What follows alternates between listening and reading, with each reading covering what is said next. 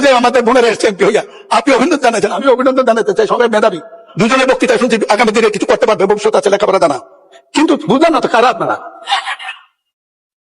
আমাদের কুমিল্লা যে কুসন্তান রয়েছে, সুসন্তানের পাশাপাশি এই মনিরুল হক চৌধুরীকে দেখলে বোঝা যায় আসলে এই ব্যক্তিটাকে আমি ভালো মনে করতাম। তারপর তার বক্তব্যটা শুনে মাথার মধ্যে একটা কথা ঢুকলো, রবীন্দ্রনাথের দাড়ি ছিল ঠিকই, কিন্তু তার ইমান ছিল না। কিন্তু কাজী নজরুল ইসলামের দাড়ি ছিল না, তার ভিতরের ইমান ছিল খুবই মজবুত। সাম্প্রতিক সে একটি বক্তব্য রেখেছে সংসদ ভবনের মতন একটি জায়গাতে।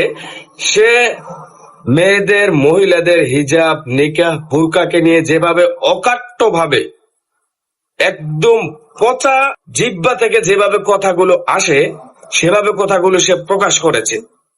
সে একটা দলের এমপি হয়েছে, কিন্তু সে কিন্তু পুরো জাতির একটা মুসলিম সংস্কৃতির সভ্যতাকে নিয়ে, আমাদের মুসলিম এবং ইসলাম সংস্কৃতির সভ্যতাকে নিয়ে, ঐতিহ্যকে নিয়ে, ফরজ একটা বিধানকে নিয়ে এভাবে অকাট্য ভাবে মানে কটূক্তি করতে পারে না। তার কোনো রাইট নেই, কোনোভাবেই নেই তার রাইট।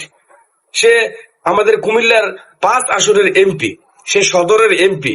সে তো মনে করেন মানে কুমিল্লাকে আবরণ দিয়ে রাখার কথা ছিল, কিন্তু এই ব্যক্তি সংসদে গিয়ে মাঝে মাঝে ভালো কথা বলার পাশাপাশি মাঝে মাঝে এমন মানে উদ্ভট কথাবার্তা বলে যেটা নাকি ন্যাক্কারজনক।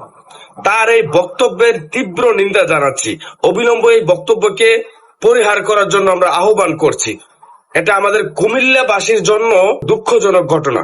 মনিরুল হক চৌধুরীর সংসদ ভবনে যে বক্তব্যটা দিয়েছে, এই বক্তব্যের জন্য পরবর্তীতে বাংলাদেশ জামায়াতে ইসলামী রাজপথে এসে তার বক্তব্যের তীব্র নিন্দা প্রকাশ করেছে।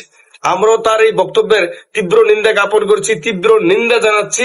আর এই বক্তব্যকে অবিলম্বে পরিত্যাগ এবং পরিহার করার জন্য বিশেষভাবে অনুরোধ করছি।